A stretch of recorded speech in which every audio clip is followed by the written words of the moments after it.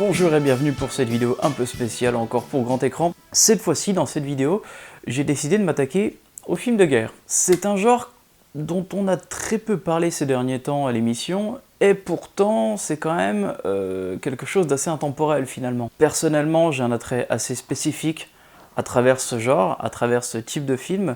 Pourquoi ? Par sa relation en fait avec les faits historiques. Il est important de rappeler Éric Dufour qu'il écrit dans son livre La valeur d'un film, tout film est politique. Le film de guerre n'échappe pas à la règle, loin de là, il est même à double tranchant, il tombe dans un effet sensationnaliste, propagandiste, voire patriotique, voire même hyper patriotique, et d'un côté aussi très critique envers la guerre et ses conséquences. Une liste toujours de 10 films, mais totalement subjective bien évidemment, mais cette fois-ci, je ne vais pas mettre que des grands films non plus, il y aura des chefs-d'œuvre, il y en aura d'autres un peu plus légers, mais c'est surtout ça que je vais montrer à travers ce style-là, c'est que en fait, je vais montrer tout un panel de ce que l'on peut trouver à travers ce genre. Et pour cela, je vais prendre aussi des œuvres qui sont basées sur des faits contemporains. En premier, bien évidemment, je vais prendre Apocalypse Now de Francis Ford Coppola.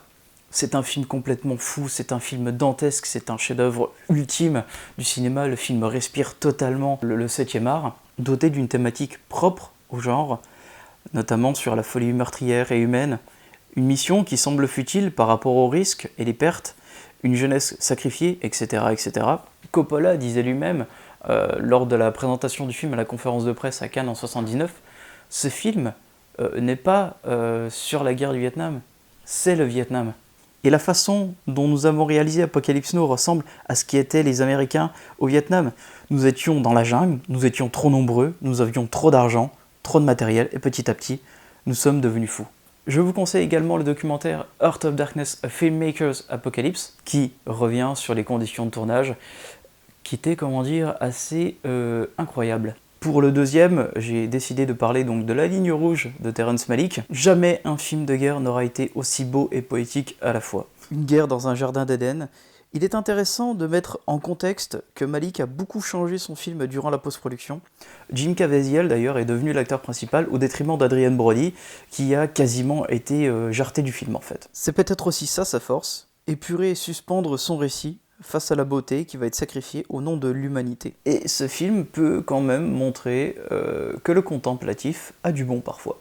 Pour le troisième, j'ai décidé de prendre un film coup de poing, Requiem pour un massacre, d'Elim Klimov, un film beau et poisseux comme un Tarkovsky, un film qui représente parfaitement les conséquences de la guerre, le tout vu à travers les yeux d'un enfant. Nul ne peut éviter une telle fatalité morbide. La guerre, la vraie, à sa malheureuse juste valeur, on va dire, âpre, réelle et sans espoir. Vous allez bien dormir après ça. Alors, pour le 4e et le 5e, je les ai reliés entre eux parce que je vais parler en fait de Platoon est né un 4 juillet. Pourquoi? C'est évident, parce que c'est le même réalisateur, Oliver Stone. Alors, ce qu'il faut savoir, c'est qu'Oliver Stone a lui-même fait la guerre du Vietnam.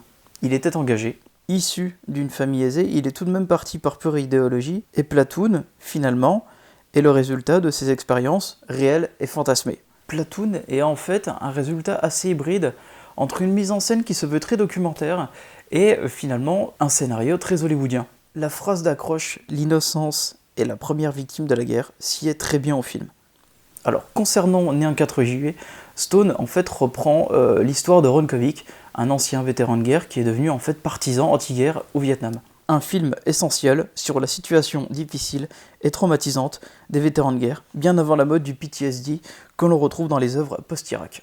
En 6e, j'ai pris un documentaire, Armadillo, de Joseph Mess Pedersen. Documentaire et non-fiction, mais véritablement monté comme un film, la frontière est d'autant plus floue avec les soldats danois qui jouent le jeu devant la caméra, et on sent un certain travail quand même dans les dialogues.